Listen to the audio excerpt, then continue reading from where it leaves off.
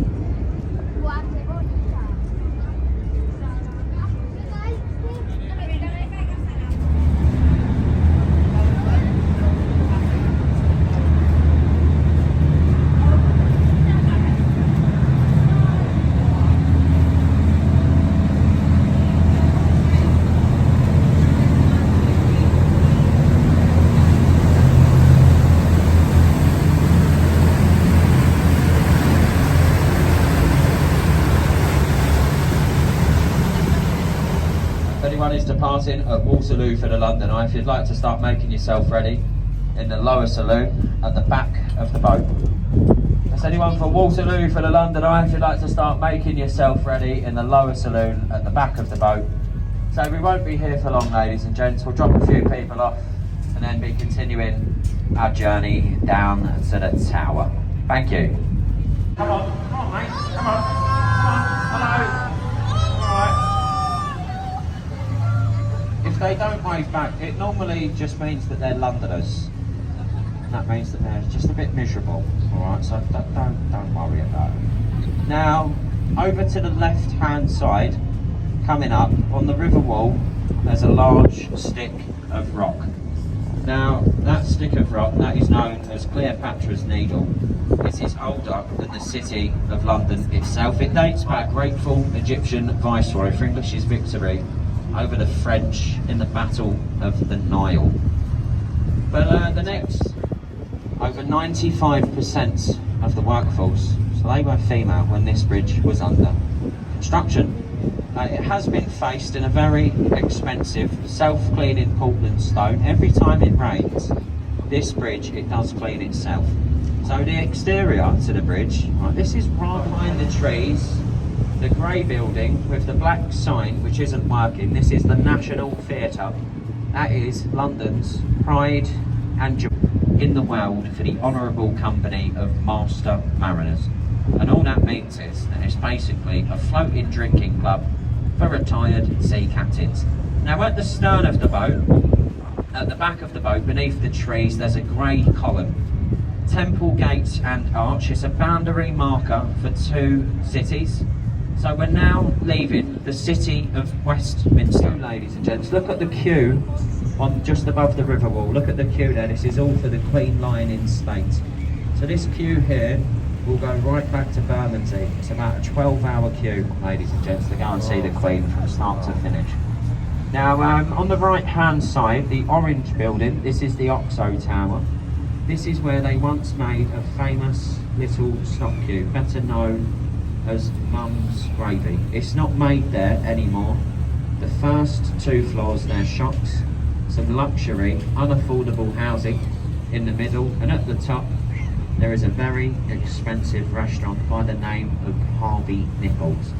Now over to the left, there's an orange building that looks like a church, Zion College and Library, home to the Anglican clergy. In that building, in 1710, took 35 years to be built. It's the second largest unsupported cathedral dome in the world, only second to St. Peter's in the Vatican City. Stands 365 foot tall. Now to the right hand side, the brown building with the chimney, this is the old Bankside Power Station, which now houses the Tate Modern Art Gallery. The Tate Modern Art Gallery is free to enter, but if you've ever seen modern art, you'll know why that's free. Acted out in period dress throughout the summer months of the year. It is an open air theatre. If it does rain, you will get wet, but it's only about £5 to go and see a play in there. It's brilliant value for money for live entertainment if you've got the time. Highly recommend it, ladies and gents. Now £5, that will only get you entrance to the standing area. You do not get a seat for a fiver. You have to pay a bit more. But if you want something to do in London that doesn't break the bank, highly recommend the Shakespeare's Globe and Playhouse Theatre. Now the next bridge, anyone up there, do give them a nice big wave, because they're more than likely lost. Have a look, these people over there on the left, they're lost, they're definitely lost. They're on their phones or Google Maps at the moment. Hello ladies, hello, how you doing? You alright there? Good afternoon. Anyway, just before the next bridge to the right hand side, there's a little pub with red windows. This is the Anchor Tavern of Bankside. This is one of the oldest pubs on the banks of the River Thames. And it is said that William Shakespeare himself, he had a changing room in that Anchor Tavern when he was performing at the nearby Rose and Globe Theatres. This pub, this is also where you'll find me in 2 hours. You might want to take a picture of that pirate ship, because it's got absolutely nothing to do with those films. I just really like them. Sorry. It's actually a replica. It's actually a replica of Sir Francis Drake's The Golden Hind. The original circumnavigated the world once. That replica been around the world twice, saving up for their third expedition at the moment. Staying to the right hand side, baptised in there by the name of John Harvard, who later went on to become one of the founding fathers of the Harvard University. Now the next bridge, this is the world famous London Bridge. This is it, London Bridge. If you don't believe me, just look to the left. Look, they wrote the name on it. This is London Bridge. The next bridge is Tower Bridge. This is London Bridge. There's been a London Bridge on this site since the Roman era. Now to the left-hand side, between the buildings, you're going to see offices, apartments, restaurants, a 5-star Shangri-La hotel, swimming pool and observation platforms. Now the Shard has a nickname of the Shard of Glass. To the left, all these skyscrapers here, these have nicknames too. I'm going to run through them for you. So the one that looks like a beer pump, next to the cheese grater, the pointy one, this is the Scalpel. Now between the Scalpel and the red cranes, there's one coming into view which is in a spherical shape, but this one's the Gherkin. Alright, originally we thought the Gherkin was going to be the headquarters for Anne Summers, but anyway. There's look closely, you may or may not see it because it's painted in camouflage, but there's a large warship there, ladies and gents, the HMS Belfast, the heaviest of the lightweight cruisers. In the Second World War, it helped in the eventual chasing and sinking of a battleship called Charles. It last fired its guns in anger in the Korean campaign. It's permanently moored there as a museum of British naval sea power. Hello mate, you alright? Nearly home time, I bet. Throughout the years. In its time, that tower, it's been a palace, a fortress, a prison, a mint, a menagerie. It's now more famous for housing a crown jewels. Into the pier. We're quite nice, believe it or not, so we take it a bit further. So as you see, we're getting close to Tower Bridge. Perfect opportunity to get a few photos here, alright? Now as we turn the boat to the left, Tower Bridge will be on your right hand side. As we turn the boat, it will start to rock a bit, alright, so just be careful. You're more than welcome to stand up and take a picture, but please do be careful. If you've not got your sea legs on, use your common sense, but you will feel the boat start to rock a bit, just a little bit. Now as we turn, ladies and gents, Tower Bridge, the gateway to the City of London, completed in 1894. On its opening ceremony, Tower Bridge, it actually failed to operate and a sailing vessel hit that bridge. Now since that day, it has been registered with Lloyd's of London, and registered with them, it comes with the complement of a captain, an engineer, and first officer. Now the two centre...